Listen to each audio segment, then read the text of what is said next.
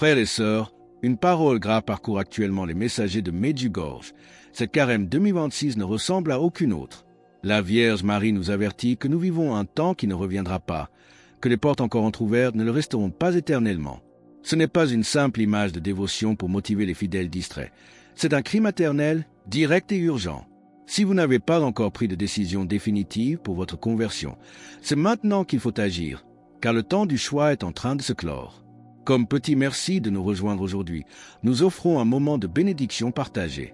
Commentez avec le mot foi si vous êtes ouvert à recevoir une pensée finale spéciale dédiée à tous ceux qui participent. Et s'il vous plaît, appuyez sur « J'aime » si vous appréciez ces moments. Restez bien avec nous, car les détails de ce message touchent directement vos choix de ces dernières années. Le premier grand appel de Notre-Dame pour ce carême est la confession.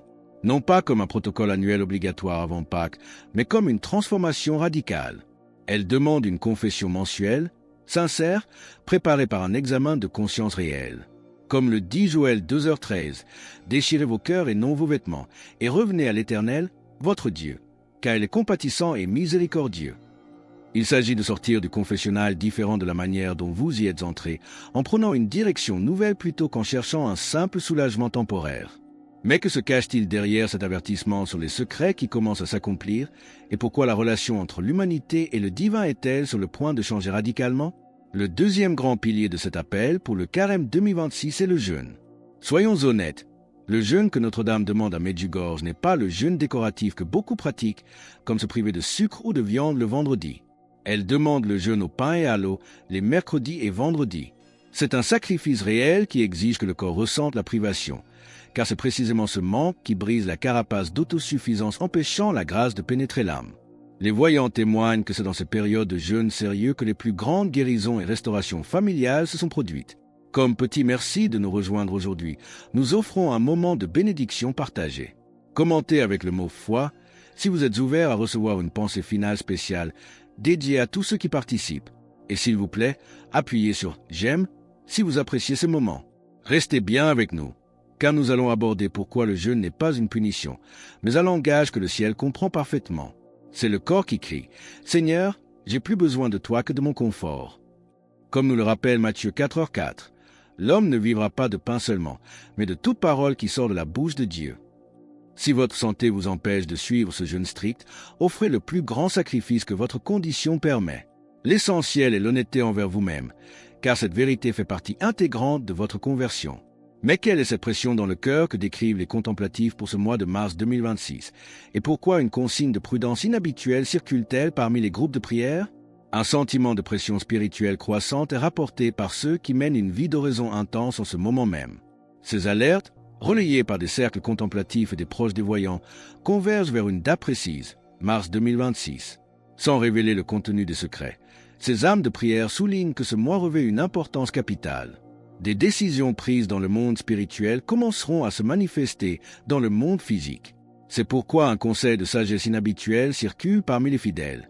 Si cela n'est pas strictement nécessaire, restez chez vous en ce mois de mars. Comme petit merci de nous rejoindre aujourd'hui, nous offrons un moment de bénédiction partagée. Commentez avec le mot « foi » si vous êtes ouvert à recevoir une pensée finale spéciale dédiée à tous ceux qui participent. Et s'il vous plaît, appuyez sur « J'aime » si vous appréciez ces moments.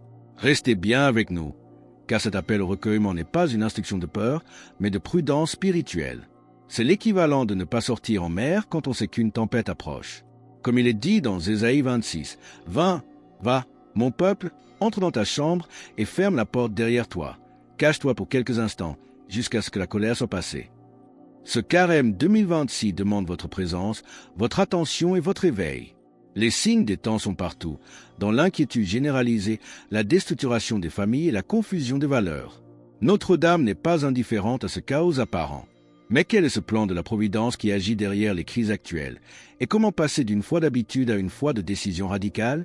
Chapitre 4. Passer d'une foi d'habitude à une foi de décision est le défi majeur de ce carême 2026. Beaucoup disent « Je prie, j'ai la foi, je vais à la messe », mais Notre-Dame nous demande aujourd'hui quelque chose de bien plus profond. Il existe une différence abyssale entre prier par coutume et prier avec un cœur brisé, entre une foi culturelle et une foi qui transforme radicalement votre comportement quotidien. Comme le souligne Jacques 2h17, il en est ainsi de la foi. Si elle n'a pas les œuvres, elle est morte en elle-même. La Vierge nous appelle à sortir de la tiédeur pour entrer dans l'engagement total. Comme petit merci de nous rejoindre aujourd'hui, nous offrons un moment de bénédiction partagée. Commentez avec le mot « foi ». Si vous êtes ouvert à recevoir une pensée finale spéciale dédiée à tous doses qui participent. Et s'il vous plaît, appuyez sur « j'aime » si vous appréciez ce moment. Restez bien avec nous, car nous allons bientôt découvrir pourquoi la fidélité active est la seule clé pour traverser ce qui vient. Maintenir sa foi n'est pas un acte passif. Ce n'est pas attendre que Dieu règle tout pendant que vous continuez à vivre comme avant. C'est choisir chaque jour de pardonner quand votre blessure insiste pour rester, d'aimer quand les autres sont difficiles, et de confesser votre fragilité quand votre orgueil résiste. C'est cette fidélité qui sépare ceux qui fréquentent la religion de ceux qui vivent réellement de la présence de Dieu. Mais comment une simple femme de 62 ans a-t-elle vu sa vie basculer en 1 heure à Medjugorje? Et pourquoi cette même transformation est-elle possible pour vous dès ce soir, sans voyager? Frères et sœurs, une histoire circule parmi les pèlerins de Medjugorje et illustre parfaitement la grâce de ce carême 2026. Une femme de 62 ans, qui s'était éloignée de Dieu pendant des décennies, est retournée sur la colline de Medjugorje le cœur lourd. Sa vie semblait pieuse à l'extérieur, mais à l'intérieur, elle était sèche comme une terre sans pluie. Après avoir gravi le mont Krivac à genoux, elle a vécu dans une petite chapelle latérale une expérience qu'elle ne peut décrire. Le poids de ses regrets, de son mariage difficile et de ses rancœurs a été soulevé d'un coup. Elle est ressortie transformée, non pas de façon métaphorique, mais avec une lumière nouvelle dans le regard. Comme petit merci de nous rejoindre aujourd'hui, nous offrons un moment de bénédiction partagée. Commentez avec le mot « foi » si vous êtes ouvert à recevoir une pensée finale spéciale dédiée à tous ceux qui participent. Et s'il vous plaît, appuyez sur « j'aime » si vous appréciez ce moment. Restez bien avec nous, car vous n'avez pas besoin de voyager jusqu'en Bosnie-Herzégovine pour vivre cela. Notre-Dame n'est pas prisonnière d'un lieu géographique. Elle est présente là où un cœur se brise de sincérité.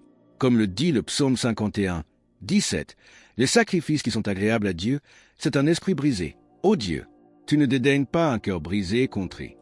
C'est précisément pour vous qui êtes fatigués, épuisés de lutter et de garder les apparences, que ce message est adressé. La miséricorde de Dieu n'a pas de fond, et elle est offerte aujourd'hui avec une urgence inédite. Mais pourquoi la Vierge nous prévient-elle que l'ère de la miséricorde pourrait bientôt laisser place à l'ère de la justice? Et quel est le premier geste à poser avant la fin de cette semaine? Frères et sœurs, cette carême 2026 est décrite par ceux qui vivent à Medjugorje comme le temps le plus important depuis le début des apparitions en 1981. Non pas le plus spectaculaire, mais le plus déterminant par ses conséquences. Il y a un moment dans l'histoire, selon les révélations, où l'ère de la miséricorde doit laisser place à l'ère de la justice. Non pas parce que Dieu deviendrait cruel, mais parce qu'il arrive un point où chaque homme aura eu suffisamment d'opportunités pour choisir. Comme nous le rappelle Galates 6h7, ne vous y trompez pas, on ne se moque pas de Dieu. Ce qu'un homme aura semé, il le moissonnera aussi. Comme petit merci de nous rejoindre aujourd'hui, nous offrons un moment de bénédiction partagée. Commentez avec le mot « foi » si vous êtes ouvert à recevoir une pensée finale spéciale dédiée à tous ceux qui participent. Et s'il vous plaît, appuyez sur « j'aime » si vous appréciez ce moment. Restez bien avec nous, car nous allons aborder les 4 actions concrètes à poser immédiatement. La première est de marquer votre confession cette semaine sans attendre demain. Si un péché précis vous pèse et que vous l'évitez par honte, sachez que c'est précisément celui-là qu'il faut dire en premier.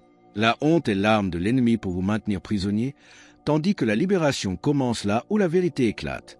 La deuxième action est de débuter le rosaire quotidien. Même si ce n'est qu'une dizaine de minutes, offrez-lui vos peurs, vos enfants éloignés de la foi et votre avenir qui semble nébuleux. Mais comment transformer votre foyer en un véritable sanctuaire de protection en ces temps de grande turbulence? Et pourquoi le silence est-il devenu votre plus grand allié? Frères et sœurs, cette carême 2026 est le moment de l'éveil. Notre-Dame a passé plus de 40 ans à Medjugorje à demander la même chose, conversion, prière, jeûne, confession et paix. Si le message n'a pas changé, le ton, lui, a évolué. Ce n'est plus l'appel doux d'une mère qui caresse son enfant endormi. C'est l'appel urgent d'une mère qui voit son enfant en danger et qui a besoin qu'il se réveille maintenant. Le passé est déjà couvert par la miséricorde si vous vous repentez, et l'avenir est entre les mains de Dieu si vous vous offrez. Comme le dit Jacques 4h8, « Approchez-vous de Dieu, et il s'approchera de vous. » Comme petit merci de nous rejoindre aujourd'hui, nous offrons un moment de bénédiction partagée. Commentez avec le mot « foi » si vous êtes ouvert à recevoir une pensée finale spéciale dédiée à tous ceux qui participent. Et s'il vous plaît, appuyez sur « j'aime » si vous appréciez ce moment. Ne sous-estimez pas le poids de votre conversion individuelle.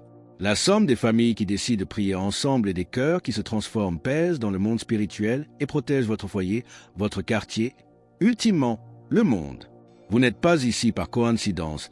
La grâce agissait déjà en vous avant même que vous ne cliquiez sur cette vidéo. Pour rejoindre notre communauté et ne manquer aucune de ces révélations essentielles, pensez à cliquer sur « J'aime » et à vous abonner. C'est le moment de traverser les ponts que la foi bâtit pour vous. Alors que nous concluons ce message urgent de la Vierge, nous vous invitons à sceller votre engagement. Commentez « Jésus est roi ci-dessous » pour affirmer cette vérité éternelle. Et votre parcours ne s'arrête pas là. Cliquez sur la vidéo qui apparaît maintenant sur votre écran. Elle contient des révélations spécifiques sur ce que Notre-Dame demande pour protéger les familles en ces temps de transition. Le temps de la grâce est maintenant. Soyez prêts.